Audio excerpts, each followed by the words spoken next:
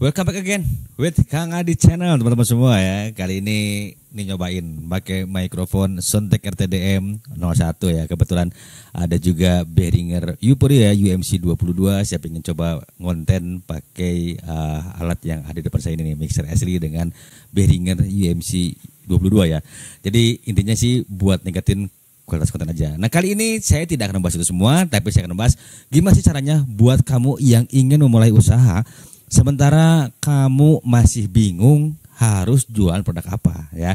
Jadi kali ini kita bahasannya mengenai tips berjualan untuk anak muda yang masih nol pengetahuan mengenai jual beli. Oke, sebelum dilanjutkan jangan lupa subscribe, like, dan komen. Seperti biasa nyalakan loncengnya supaya gak ketinggalan berita-berita terbaru dari Kang Adi Channel.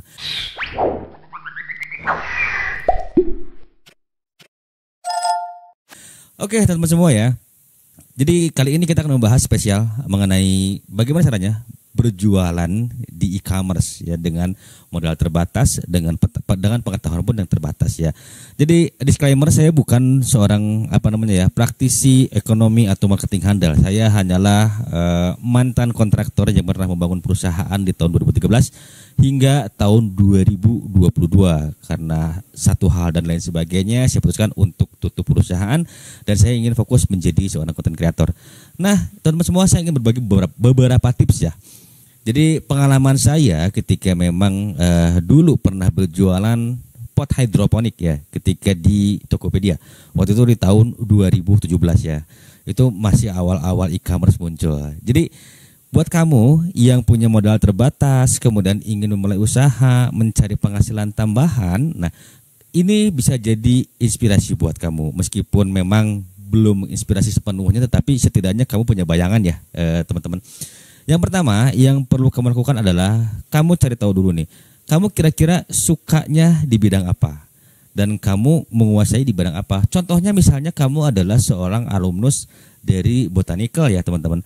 Kemudian kamu menguasai teknik hidroponik. Kamu bisa mulai tuh jualan alat-alat hidroponik. Nah kemudian gimana sih nih Kang caranya kita untuk memulai memasarkan produk tersebut? Karena dipungkiri atau tidak, advertising itu membutuhkan biaya ya. Memang ketika untuk memulai bisnis kamu juga harus menyiapkan sedikit budget ya untuk membangun sebuah brand awareness. Sebenarnya nggak perlu mahal-mahal sih. Memang sekarang juga banyak ya tim-tim digital marketing yang bisa bantu kalian supaya konten kalian atau brand kalian tuh muncul ke permukaan dan bisa dikenal oleh orang. Tapi intinya begini ya teman-teman ya, ketika kamu mau mulai usaha, pastikan cari produk yang memenuhi 3 syarat ini. Yang pertama banyak peminatnya, yang kedua tidak lekang dimakan waktu, dan yang ketiga tidak dimakan oleh usia. Jadi dengan begitu kamu nggak perlu pusing kalau misalnya barang-barang yang kamu beli itu di supplier menumpuk. Jadi yang pertama kalian coba cari tahu 2 hal tadi ya. Apa yang kamu sukai dan apa yang kamu kuasai.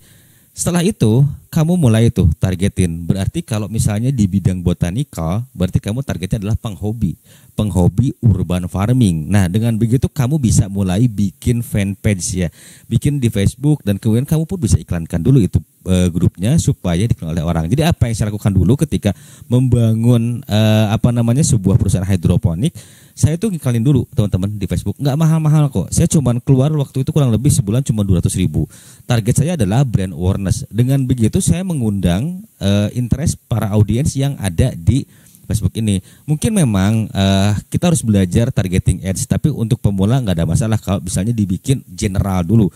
Setidaknya kalian nanti bisa hasil tuh resultnya. Mungkin dari 50.000 pertama kalian coba membuat sebuah iklan. Dan jangan lupa kalian juga harus bikin banner yang menarik dan promo-promo yang menarik ya.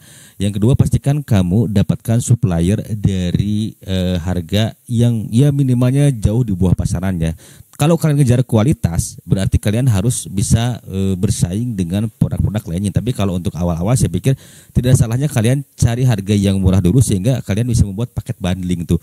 Kalau dulu saya bikin pot hidroponik plus nutrisi misalnya plus bibit itu harganya kalau dulu masih murah ya, sekitar Rp50.000. Nah dengan bundling seperti itu keuntungan saya cuma Rp5.000. Nah kamu pun bisa seperti itu ya kalau misalnya bidangnya di hidroponik.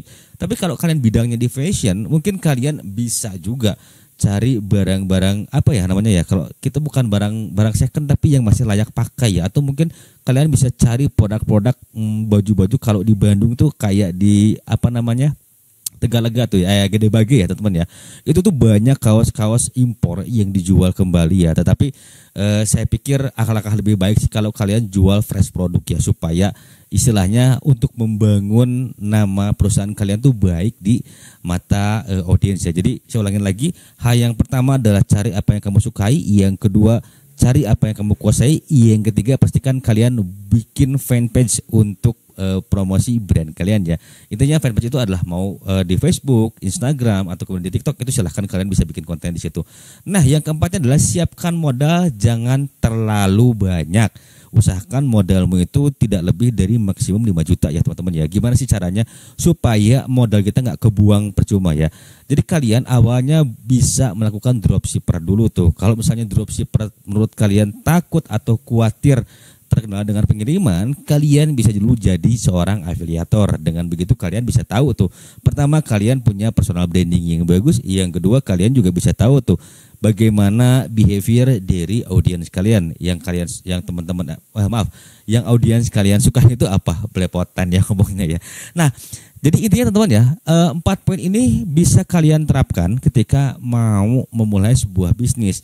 Biasanya kalian semua akan mendapatkan hasil yang optimal itu di 6 bulan pertama ya, ketika kalian rajin untuk bikin konten, kemudian rajin beriklan, dan juga cari tahu riset-riset produk-produk yang memang disukai oleh audiens kalian berdasarkan data analytics yang kalian gunakan ya sebagai media untuk beriklan. Jadi intinya sebenarnya untuk jadi seorang pengusaha itu nggak sulit ya teman-teman ya, modalnya cuma satu kok. Apa itu? Mau. Jadi kalau kalian ada kemauan, pasti kalian bisa jadi seorang pengusaha yang sukses. Oke. Jadi untuk kali ini bahasanya di sini dulu, dan sampai jumpa di video selanjutnya. Jangan lupa like, subscribe, dan komen. Jangan lupa juga nyalakan kembali loncengnya. Sampai jumpa di next video dengan Kang Adi.